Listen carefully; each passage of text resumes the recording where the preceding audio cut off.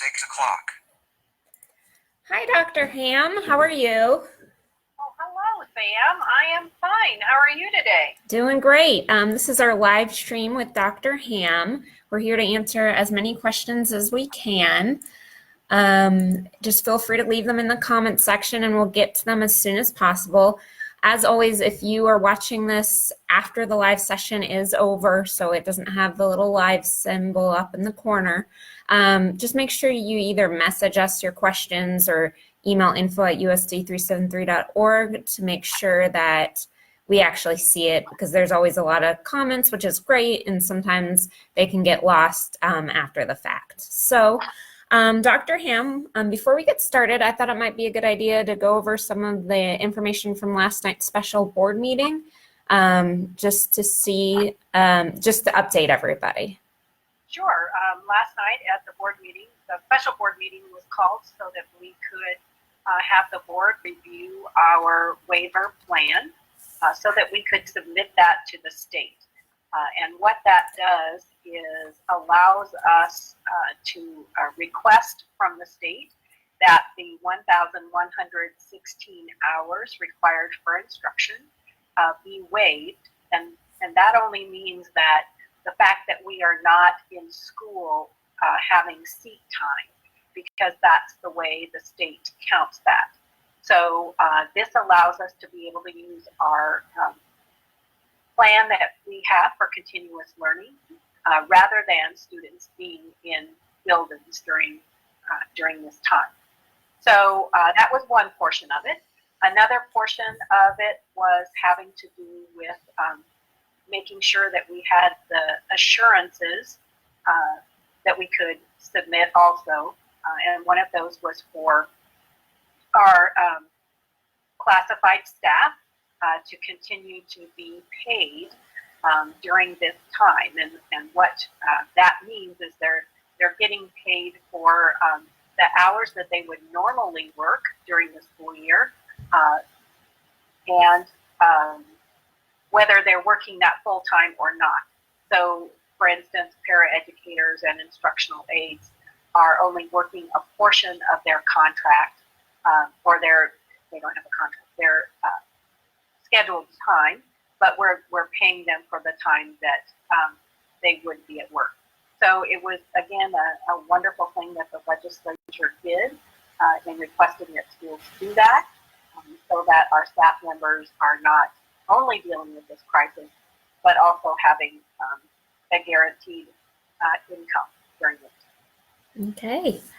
Our first comment, someone wants to know why food service puts their life in danger, but everyone from central office gets to work from home, not to mention the lives of their families as well. Now, there was a quick response, and one of the workers did also add that not everyone's working from home. I'm actually at the district office right now, and some of us also help with food service. Can you add anything to try to explain that? Right. Well, there are a number of positions that are considered essential, and that includes custodians and maintenance people as well as district office staff who have to continue to work. Some jobs you can do from home, and other jobs you cannot. So what we have done with food service is we have changed how we're doing it. So I believe starting next week, we'll be working fewer days. They'll work with a team. Again, we're following all of the CDC guidelines of making sure people are staying 10 feet apart and all of, and not closer than sorry, I had the numbers wrong. Not closer than 6 feet, and not more than 10 minutes at a time if you are closer than 6 feet. So we are following all of those as recommended. We'll be looking at the newest recommendations as those come out as far as masks are concerned. We ask employees not to come to work if they are sick. And so again, we're following all the guidelines. District office staff, many of us are still in the office. I go in every day, and we continue to work. We have also assisted with food service helping as needed. So again, we're doing everything we can and working very hard to keep our employees that are continuing to work safe. Okay. And just a reminder, if anybody has any questions, feel free to leave them in the comments section. So can you just kind of give us an update on where we are right now with the continuous learning? Well, we are in day 7 of continuous learning. And so last week, our teachers spent a lot of time just reconnecting with students and making sure that they could reestablish that relationship that they had, and that students had an opportunity to reestablish relationships with classmates that they may not have seen for a while. So that was last week. This week, excuse me, this week we're entering into really getting into more of the lessons and working with students on their meeting their academics. So, excuse me. And one question we still see a lot is, are students going to be at their computers from 8 a.m. to 3 p.m.? No, absolutely not. There is a minimum amount of time for kindergarten students of 30 minutes, or a maximum amount of time, excuse me, and a maximum amount of time for 7th through 12th graders that would be 3 hours. And not all of that time would be on the computer. It would be the time that they would be doing their lessons.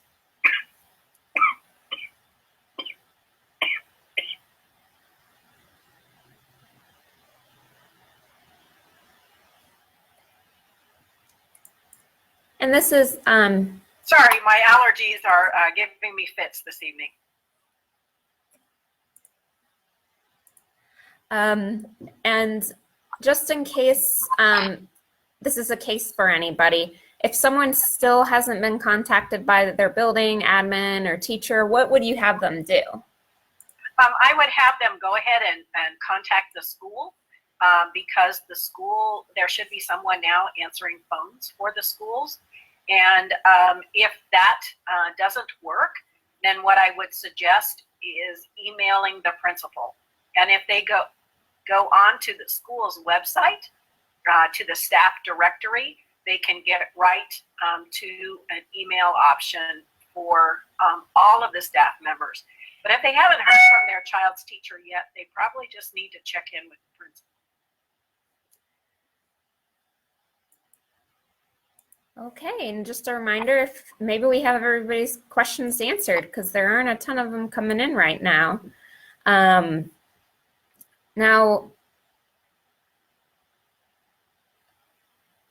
can you explain some of the different tools the different grade levels may be using? So things like Seesaw or the Summit Learning? Again, we have a variety of learning management systems that our staff members are using. Most of them are things that the kids are familiar with if parents are not. Seesaw was selected for the elementary students because that is an application that many of our science teachers at the elementary level used with their students in order to be able to share things that were going on in the classroom with parents at home. So that one was selected, as well as Google Hangouts or Google Meet for the opportunity to work virtually like we are right now. For the middle level, that'd be 5 through 8. Those students are using the Summit Learning platform, and that is something that they have been using for the first part of this school year. So it's something that all of the students at the 5-6 Center are familiar with, and the 7-8 Center. At the high school, they're using Canvas, and Canvas is a learning management system that has been in place at the high school for, I want to say, 2 or 3 years, and that is has been used by many teachers, but I wouldn't necessarily say all teachers at the high school previously. So for some students, it may be a new venture, and for other students, it would be something that they're very familiar with. But it is also something that for students that are getting ready for college or are planning to go to college or to a technical school, it will be an application that will help them moving forward, because many colleges and universities and tech schools use a similar platform to Canvas for classwork. So all of those things are being used, and Google Hangout and Google Meet is being used by all grade levels. And then someone asked, is there a way to see what's being served for lunch and breakfasts? I don't think we have that up yet. No, I don't think we do. We are still, quite frankly, working on getting our schedules and our meals all organized. And every couple of days, it seems like there is a change in how the state is recommending that we do food service. And so that has created a lot of changes. Like, for instance, right now, parents may have been, over this week, been given a card to indicate how many children they have in their household, so that children don't have to be present in order to for the parent to pick up the meals anymore.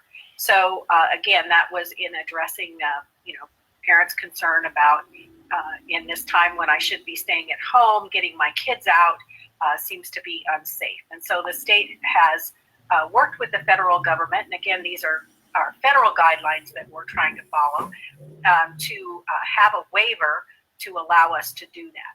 So every time we make a change, it takes, of course, more work on the scheduling side and all of those kinds of things to get that done. So we still don't have our menus posted. It will be something that we will be working on. Okay, and then someone asked, I think this is a rumor that's been going around, are third semester grades going to be frozen? What was passed last night by the board looks at feedback and participation. So the teachers giving feedback to the students and the students participating. So it is the expectation for our district that all students will participate through the next 5 weeks of school. Why is that important, you might want to know? Well, it's important because we recognize the effects of summer slide, which is the time when students are out of school for summer. We normally see a loss in academic achievement, certainly not an academic gain, it's an academic decline over the summer months. And so we want to reduce the effect of that as much as possible. So we are going with the idea of giving our families and our students grace for those students that may have a difficult time participating. We will be reaching out to them multiple times to engage them. And then at the end of the term, grades will be assessed using what feedback the teachers have been given and the students' participation. Okay. Someone asked when we might see movement on getting meals to kids whose families don't have access to vehicles. Again, I think that we're either ready or have already sent out a survey. Sam, can you? It is almost ready. We are making sure it's translated for the non-English speaking families. So as soon as that's done, hopefully by tomorrow. So we'll be sending out a survey to all of our parents. And again, we really appreciate our parents who have completed the surveys that we've asked you to complete so far. We use that information in making our plans. So what we will do for the remainder of this week, once that goes out, is we will begin developing a plan for getting those meals delivered. We will be using bus routes as part of that delivery system. So if you live on a bus route, you may be able to request that the meals be brought to you. And then if you're not on a bus route, also indicating that you don't have transportation, and then we will work to deliver those meals in town. Okay, some nice messages from parents. Marcia says the Chisholm teachers are doing great by them, and she says thank you. Rachel says the Cooper teachers are also doing an awesome job. And Crystal says we love Cooper teachers with 3 exclamation points. So, you know, that's serious business. I love Cooper teachers too. That is the place of magic, where magic occurs. Yep. I saw one other question, or maybe let me pull it up on here. I think we may actually be caught up. We've also had a lot of questions about our more hands-on CTE training programs like welding and machining. Can you give us an update on that? Yes, we actually have that working. Mike McConnell at the high school has been working with welding, and there may be other teachers.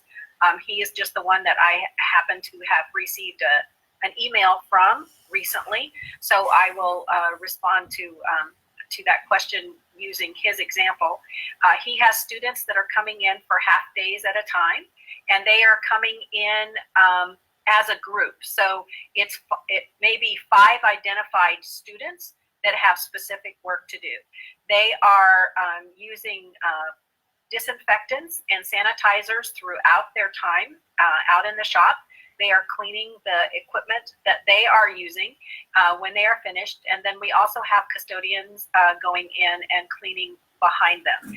Every group there is a set of time between the morning group and the afternoon group where the custodians go in again and sanitize the equipment. So we are making sure that they are staying 6 feet apart, that they are following all of the CDC guidelines as far as washing their hands, and we are doing what we need to do to sanitize the equipment.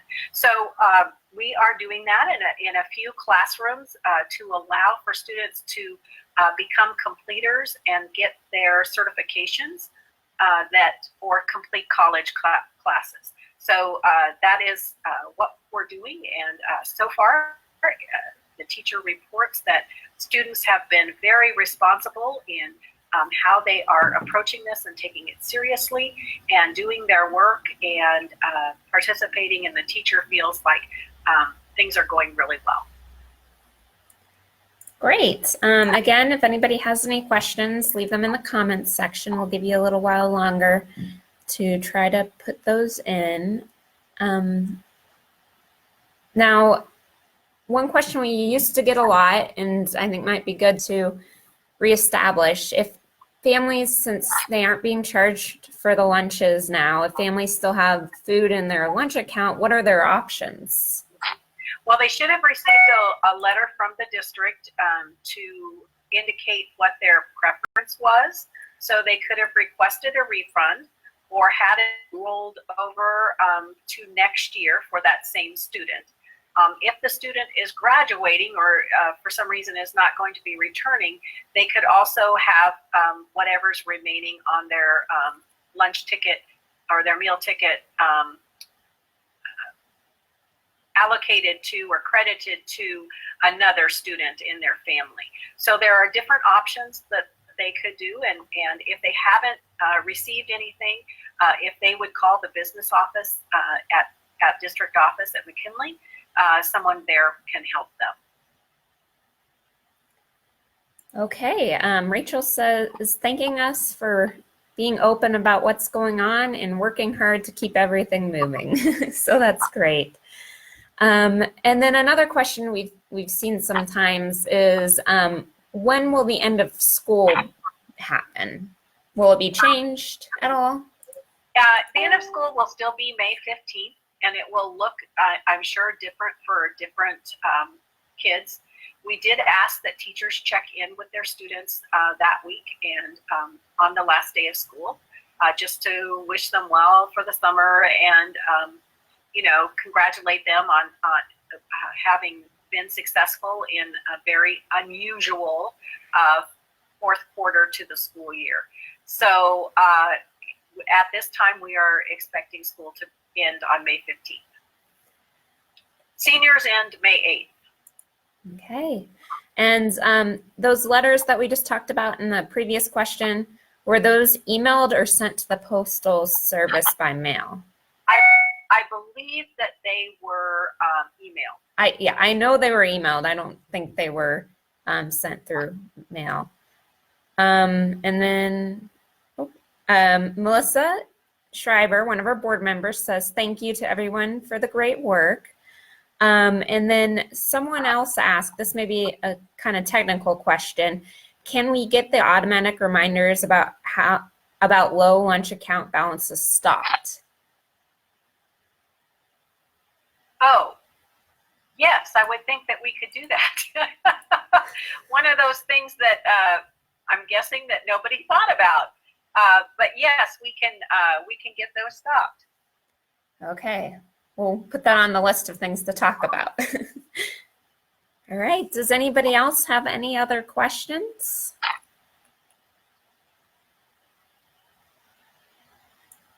We'll give them a couple more, about a minute left. We just want to thank you all for watching. We appreciate you taking the time. If you have a question, coming to us and asking, because that's the best way to get the right answer. It's really important to make sure that everybody knows what's going on.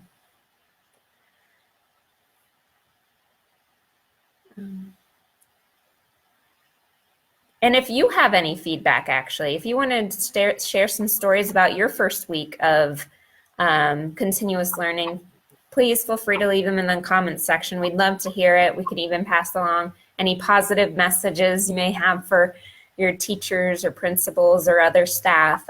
We would just love to hear how your guys' week went, and we will definitely pass along anything you'd like us to the right people, especially nice things. I love passing that along to our teachers because they deserve it.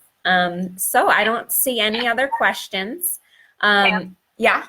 Oh, I'm sorry. I just wanted to piggyback off of what you just said. Mm-hmm. In that we will be sending another survey, and again, I apologize to the parents for surveying them to death, but it does really help give us information. So an additional survey will be sent out probably early next week, again, to get your feedback about how things are going. We really want to know what your celebrations are, what your struggles are, how we might make it better. So what suggestions you have for improving things. And it's going to be on a variety of topics. So I hope that you will take the time to answer that survey thoroughly, because again, our teachers, the group that worked on our plan, actually combed through all of the responses. There were over 2,000 responses to the technology survey. They used that in planning for how they were going to distribute devices during that last week. They also have used that information to help their planning process for students. So please do take the time. It is important, and our staff does read those. Okay, and we actually had a couple other questions pop up. First, Angela said that Slate Creek teachers have been doing awesome, so that's nice. Someone wanted to know our thoughts on summer school, virtual or otherwise. At this time, we have no idea what is coming ahead. A lot will depend on how things progress with the virus in Kansas. Right at this time, I think we feel pretty good about how things are going in Kansas. And if we're all following social distancing and the recommendations from the CDC, we may see a much lower event than other states have seen. So that would be a really good thing, which would allow us to get back to a sense of normal, whatever normal is going to be after the stay-at-home order is lifted. Sooner. So the more that we can do now, the better things will be by this summer. So having said all of that, just to say that we have not made any plans for summer at this time. we're kind of waiting until the April 19th date for the governor's order to be completed, and then we will begin that process. It's not to say that we're not having conversations about it, we just don't have a plan at this time. And then someone asked if it's possible to get off the USD 373 Wi-Fi because they live close to Cooper and it always interrupts their learning. I would maybe suggest contacting Cooper or ETC, but probably start with Cooper so they can put a ticket in if you're having issues. Do you have any other suggestions, Dr. Hamm? There should be a way to disconnect from the computer, but I am not expert enough to be able to tell you how to do that. So I agree with you, Sam. The best resort is going to be to call ETC or ask their child's teacher. That might be a good place to start to begin with, and see if the teacher could help. And then if not, reaching out. The teacher can reach out with helping get a help ticket submitted. Okay. And then Kimberly says, Miss Regier has been amazing with connecting with her first graders, and she had a couple people agree with her, so that's always nice to read. Rachel wanted us to know that Cooper is doing Egg Week, and they've already dyed eggs because it got, her 3-year-old got super excited about the eggs, which is a very exciting time. I still remember that. And then someone else wanted to give a shout out to all the South Breeze staff. She said that they worked hard to give us all the information for their kids' homework and answer all of their emails. So she says, great job, everyone. We should do these more often where we just all have shout outs. That would be fun. But all right, I think that's all the questions if you that people have added. So if you have any more, again, email them info@usd373.org. And if you have shout outs, email them at info@usd373.org, and I will make sure that the teachers hear them because I think that's pretty great. But thank you so much, Dr. Hamm, for being here, and thank you all for watching, and wash your hands as always. Bye. Bye.